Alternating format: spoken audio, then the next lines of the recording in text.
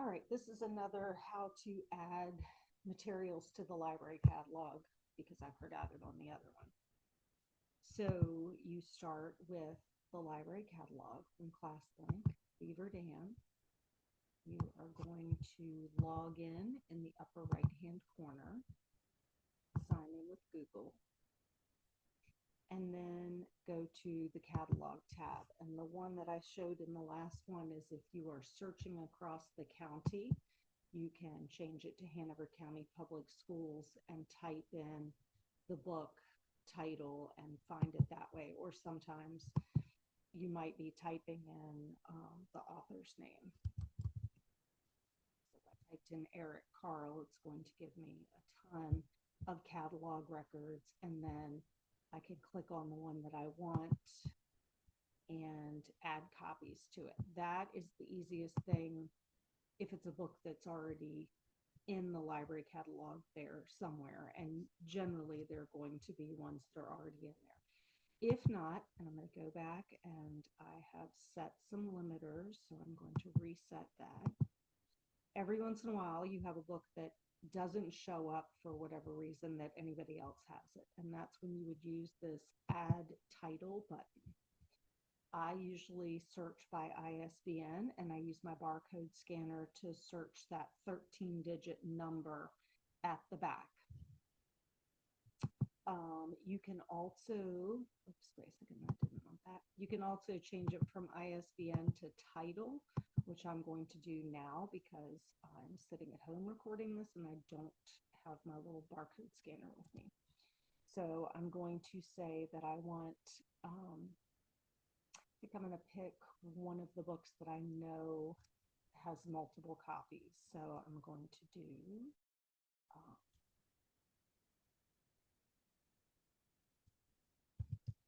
The Wild Robot.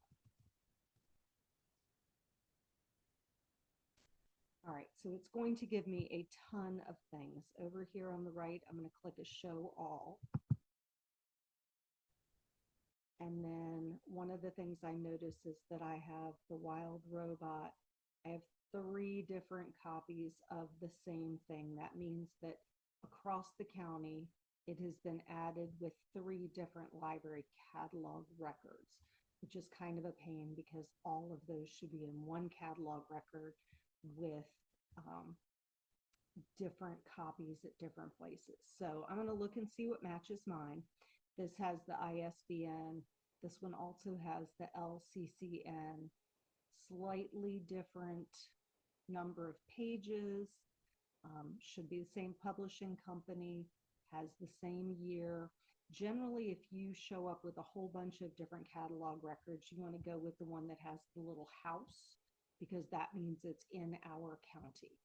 Here I have 3, so I can sort of go back and forth. I can click on this one. It tells me 10 people have this one. We do not have that catalog record for ours. So I can go back to this green bar, search results. Oops. I'm going to go to the second one. We don't have any, and there's only one person that has a book using that catalog record. That's probably a bad catalog record. And that means we're going to go down to this third one. Well, that's interesting because it doesn't show that we have those either. So I wonder which one. All right, we're going to have to look a little bit further down. I know we have lots of copies of this. Okay, there's The Wild Robot Escapes. Different languages.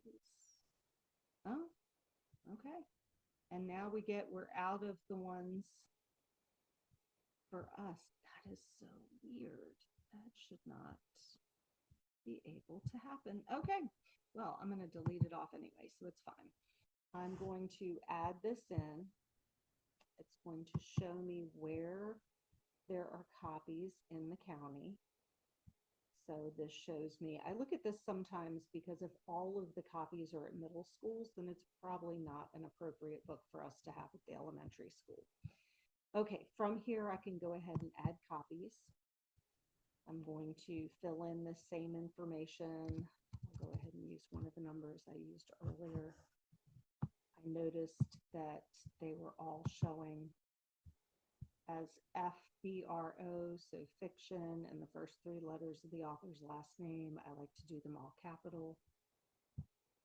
So when I go to add my copies, I'm going to go FBRO. I'm going to pretend to look on the back, and maybe it was a $22 copy of the book.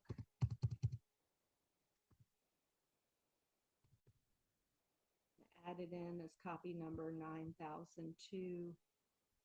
I'm going to save that copy, and now it shows that we have that one. From here, I can go to reports, library reports. I'm going to come down to barcode labels. I want to print two, one for the cover and one for the title page.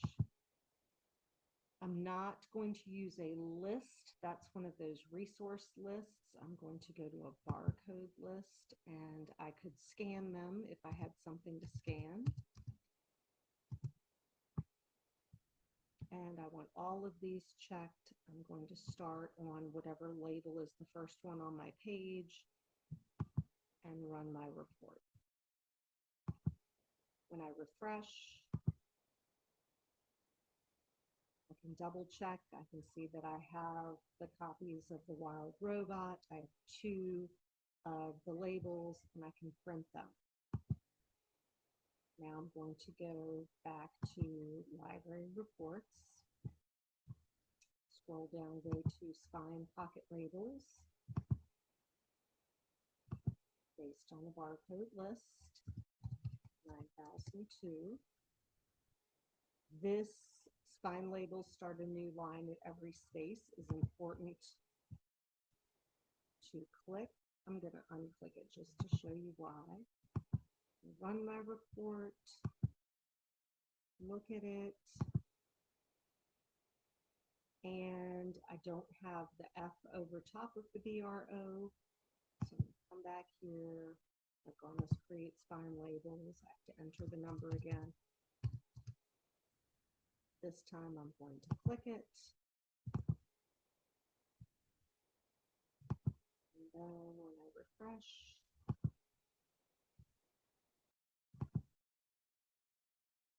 my spine label looks like I want it to look, with the F for fiction over top of the BRO. All right, well, I'm just going to put all sorts of stuff in this same video. If I want to delete that, I'm going to go to catalog, come down here to, you know what, before I do that, I'm going to see what ours is going to be. Wild Robot. Okay, interesting. I didn't even see this one come up. And this is the one that I just added.